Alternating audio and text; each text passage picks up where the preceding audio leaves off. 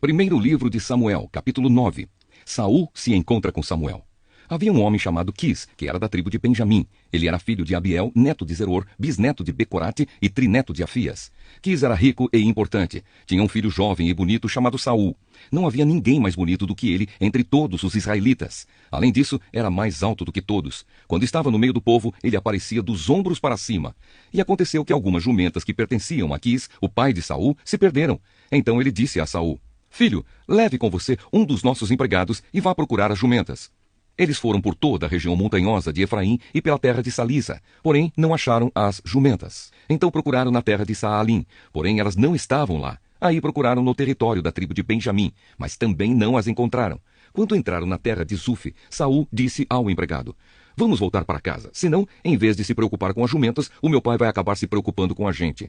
O empregado respondeu: "Espere, nesta cidade mora um homem santo que é muito respeitado, porque tudo o que ele diz acontece. Vamos falar com ele, talvez ele possa nos dizer onde podemos encontrar as jumentas." Saul perguntou: "Se formos lá, o que vamos levar para ele? Não há comida nas nossas sacolas e não temos nada para lhe dar. Ou será que temos?" O empregado respondeu: "Tenho uma pequena quantia de prata que posso dar a ele, para que nos conte onde poderemos achar as jumentas." "É uma boa ideia", respondeu Saul. "Vamos." Então eles foram à cidade onde o homem santo morava. Quando estavam subindo o morro para chegar à cidade, encontraram algumas moças que estavam saindo para tirar água. Eles perguntaram: "O vidente está na cidade?" Antigamente, quando alguém queria fazer uma pergunta a Deus, costumava dizer: "Vamos falar com o vidente", porque naquele tempo os profetas eram chamados de videntes. "Ele está sim", responderam elas. "Olhem, ali vai ele, ali na frente. Andem depressa. Ele está entrando na cidade porque o povo vai oferecer hoje um sacrifício no altar do monte. Assim que entrarem na cidade, vocês o encontrarão antes que ele suba o monte para comer. O povo não começa a comer antes que ele chegue lá, pois primeiro ele tem de abençoar o sacrifício. Só depois é que os convidados podem comer. Subam lá agora e logo vocês o encontrarão." Então eles foram até a cidade. Quando iam entrando, viram Samuel, que saía para subir até o lugar de adoração. Um dia antes de Saul chegar, o Senhor Deus tinha dito a Samuel: "Amanhã, a esta hora, eu vou enviar a você um homem da tribo de Benjamim. Você o ungirá para ser o governador do meu povo de Israel. Ele libertará o povo do domínio dos filisteus. Eu tenho visto o sofrimento do meu povo e ouvido os seus pedidos de ajuda." Quando Samuel viu Saul, o Senhor lhe disse: "Este é o homem de quem lhe falei. Ele governará o meu povo." Saul foi encontrar-se com Samuel perto do portão e perguntou: "Por favor, onde mora o vidente?" Samuel respondeu: "Eu sou o vidente. Vá adiante de mim até o lugar de adoração. Vocês dois vão jantar comigo hoje. Amanhã cedo eu responderei a todas as suas perguntas e então vocês poderão ir embora. E não se preocupe com as jumentas que se perderam há 3 dias, pois elas já foram encontradas. Afinal, quem é que o povo de Israel está querendo? Eles querem é você e a família do seu pai." Saul respondeu: "Eu sou da tribo de Benjamim, a menor de Israel, e a minha família é a menos importante da tribo. Então por que o Senhor está falando comigo desse jeito?" Aí Samuel levou Saul e o seu empregado para o salão de festas e pediu que os dois sentassem à cabeceira da mesa. Ao redor dessa mesa estavam sentados mais ou menos 30 convidados. E Samuel disse ao cozinheiro: "Traga aquele pedaço de carne que eu lhe entreguei e pedi para deixar reservado." O cozinheiro pegou o melhor pedaço da perna e o pôs na frente de Saul. Samuel disse: "Olhe, aqui está o pedaço que foi reservado para você. Coma-o, pois foi guardado para você comer nesta ocasião em que convidei o povo."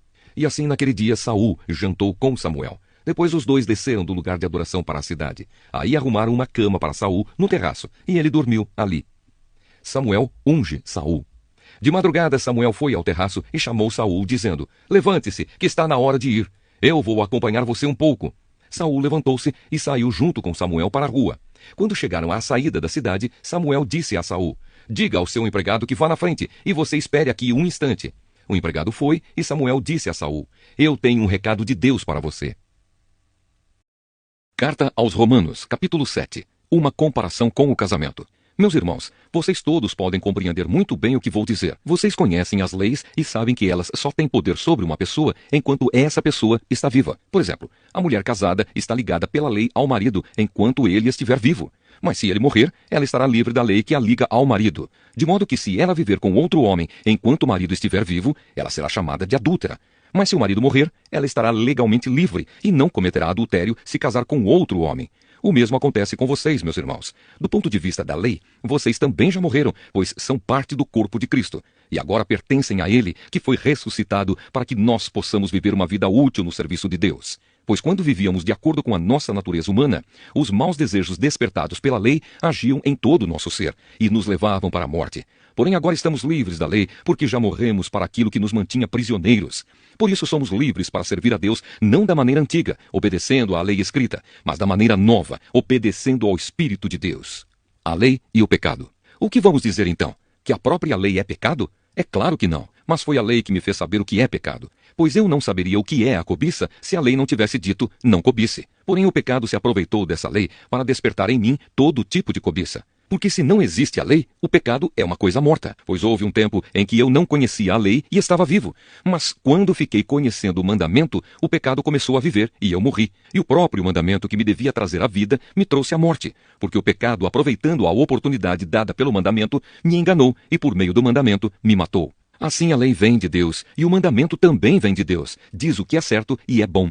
Então será que o que é bom me levou à morte? É claro que não. Foi o pecado que fez isso. Pois o pecado, usando o que é bom, me trouxe a morte para que ficasse bem claro aquilo que o pecado realmente é. E assim, por meio do mandamento, o pecado se mostrou mais terrível ainda. A luta interior. Sabemos que a lei é divina, mas eu sou humano e fraco e fui vendido ao pecado para ser seu escravo. Eu não entendo o que faço, pois não faço o que gostaria de fazer. Pelo contrário, faço justamente aquilo que odeio. Se faço o que não quero, isso prova que reconheço que a lei diz o que é certo. E isso mostra que, de fato, já não sou eu quem faz isso, mas o pecado que vive em mim é que faz. Pois eu sei que aquilo que é bom não vive em mim, isto é, na minha natureza humana. Porque mesmo tendo dentro de mim a vontade de fazer o bem, eu não consigo fazê-lo. Pois não faço o bem que quero, mas justamente o mal que não quero fazer é que eu faço. Mas se faço o que não quero, já não sou eu quem faz isso, mas o pecado que vive em mim é que faz. Assim, eu sei que o que acontece comigo é isto. Quando quero fazer o que é bom, só consigo fazer o que é mal. Dentro de mim eu sei que gosto da lei de Deus, mas vejo uma lei diferente agindo naquilo que faço. Uma lei que luta contra aquela que a minha mente aprova. Ela me torna prisioneiro da lei do pecado que age no meu corpo. Como sou infeliz! Quem me livrará deste corpo que me leva para a morte? Que Deus seja louvado, pois Ele fará isso por meio do nosso Senhor Jesus Cristo. Portanto, esta é a minha situação. No meu pensamento, eu sirvo a lei de Deus, mas na prática, sirvo a lei do pecado. Jeremias capítulo 46. A derrota do Egito em Carquemis. O Senhor Deus me falou a respeito das nações. Ele me falou sobre o exército de Neco, rei do Egito, que foi vencido em Carquemis, perto do rio Eufrates, pelo rei Nabucodonosor da Babilônia. Isso aconteceu no 4º ano do reinado de Jeoaquim, filho de Josias, em Judá. A respeito do Egito, Deus disse o seguinte: os oficiais egípcios gritam: aprontem os seus escudos e marchem para a batalha. Ponham arreios nos cavalos e montem. Formem filas e ponham os capacetes. Afiem as lanças e vistam as couraças. Mas o que estou vendo? Pergunta Deus. Os egípcios estão fugindo de medo. Eles correm apavorados e fogem tão depressa que nem olham para trás. Aqueles que correm depressa não podem escapar. Os soldados não conseguem fugir. No norte, perto do rio Eufrates, eles tropeçam e caem. Quem é este que vem subindo como o rio Nilo, como um rio inundando as suas margens? É o Egito subindo como o Nilo, como um rio, alagando as suas margens. O Egito disse: vou subir e cobrir o mundo. Vou destruir as cidades e os seus moradores. Egípcios, mandem os cavalos saírem e façam os carros de guerra correrem. Mandem os soldados avançarem. Os homens da Etiópia e da Líbia, que carregam escudos, e os homens de Lude, que atiram flechas com seus arcos. Esse é o dia do Senhor, o Deus Todo-Poderoso. Hoje ele se vingará. Hoje ele castigará os seus inimigos. A sua espada os devorará, até não querer mais, e beberá o sangue deles, até ficar satisfeita. Hoje o Senhor Todo-Poderoso oferecerá as suas vítimas em sacrifício no norte, perto do rio Eufrates. Povo do Egito, vá a Gileade, vá procurar remédios. Todos os seus remédios não adiantam, pois o seu mal não tem cura. As nações ouviram falar da vergonha da sua derrota. A terra inteira escutou os seus gritos. Um soldado tropeçou no outro e os dois caíram no chão. A vinda de Nabucodonosor. Quando o rei Nabucodonosor da Babilônia veio atacar o Egito, o Senhor Deus me disse o seguinte: anunciem isto nas cidades do Egito, em Migdol, Mênfis e Táfnes. Preparem-se para se defender. Tudo o que vocês têm será destruído na guerra. Por que foi que o seu Deus poderoso caiu? Foi porque o Senhor Deus o jogou no chão. Os soldados do Egito tropeçaram e caíram e disseram uns aos outros: vamos depressa, vamos voltar para casa, para o nosso povo, e assim escaparemos da espada do inimigo. Deem ao rei do Egito este novo nome: falador espalhafatoso, o homem que perdeu a sua oportunidade. Sou eu, o rei, quem está falando. Eu sou o Deus vivo. O meu nome é Senhor, o Todo-Poderoso. Como Tabor é mais alto do que outros montes e o Monte Carmelo fica acima do mar, assim aquele que vai atacar é mais forte do que vocês, egípcios. Povo do Egito, apronte-se para ser levado como prisioneiro. A cidade de Mênfis vai virar um deserto, será arrasada e ficará sem moradores. O Egito é como uma bela vaca, mordida por um moscão que vem do norte. Até os seus soldados, pagos para lutarem, são tão mansos como bezerros gordos. Não ficaram firmes para lutar. Todos eles viraram as costas e fugiram, porque chegou o dia da sua desgraça, chegou a hora da sua destruição. O Egito foge, assobiando como uma cobra, porque o exército inimigo está chegando. Os inimigos atacam com machados, como se fossem cortadores de lenha. Eles derrubam a sua floresta, onde é tão difícil entrar. Os seus homens são tantos que não podem ser contados. Os soldados inimigos são mais numerosos do que gafanhotos.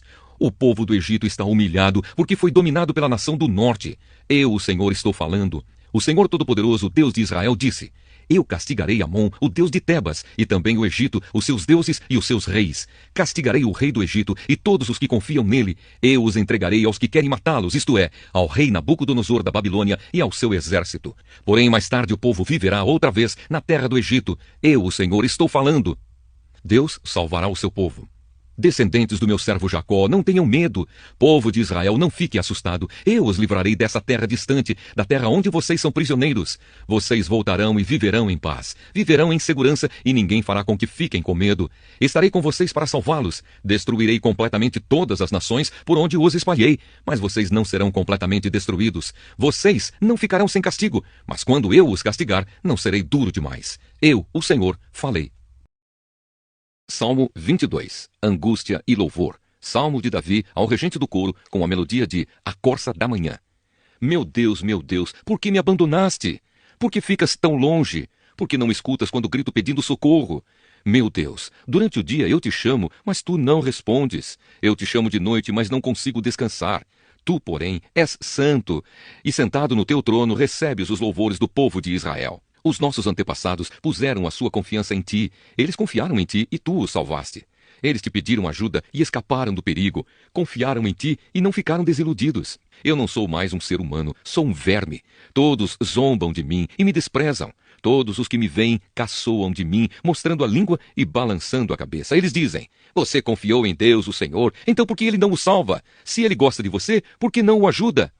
No entanto, ó Deus, tu me trouxeste ao mundo quando nasci, e quando eu era uma criancinha, tu me guardaste.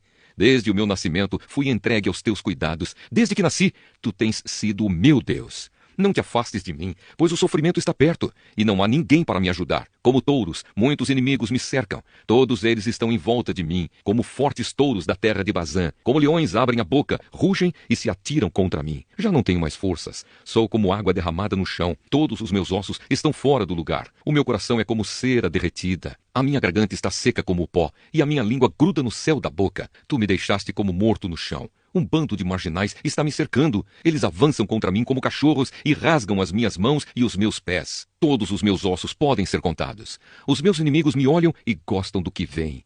Eles repartem entre si as minhas roupas e fazem sorteio da minha túnica. Ó Senhor Deus, não te afastes de mim. Vem depressa me socorrer. Salva-me da espada. Não deixes que esses cachorros me matem. Livra-me desses leões. Não consigo me defender desses touros selvagens. Então contarei à minha gente o que tens feito. Na reunião do povo eu te louvarei, dizendo: louvem a Deus o Senhor todos os que o temem. Descendentes de Jacó, prestem culto a Deus. Povo de Israel, adore o Senhor. Ele não abandona os pobres, nem esquece dos seus sofrimentos. Ele não se esconde deles, mas responde quando gritam por socorro. Na reunião de todo o povo, ó Senhor, eu te louvarei pelo que tens feito. Na presença de todos os que te temem, oferecerei os sacrifícios que prometi. Os pobres comerão da carne dos sacrifícios e ficarão satisfeitos. Aqueles que adoram o Senhor o louvarão. Que sejam sempre prósperos e felizes. Todas as nações lembrarão de Deus, o Senhor. Todos os povos da terra se voltarão para ele e todas as raças o adorarão. Pois o Senhor é rei e governa as nações. Todos os orgulhosos se curvarão na sua presença e o adorarão todos os mortais, todos os que um dia vão morrer. As pessoas dos tempos futuros o servirão e falarão às gerações seguintes a respeito de Deus, o Senhor. Os que ainda não nasceram ouvirão falar do que ele fez. Deus salvou o seu povo.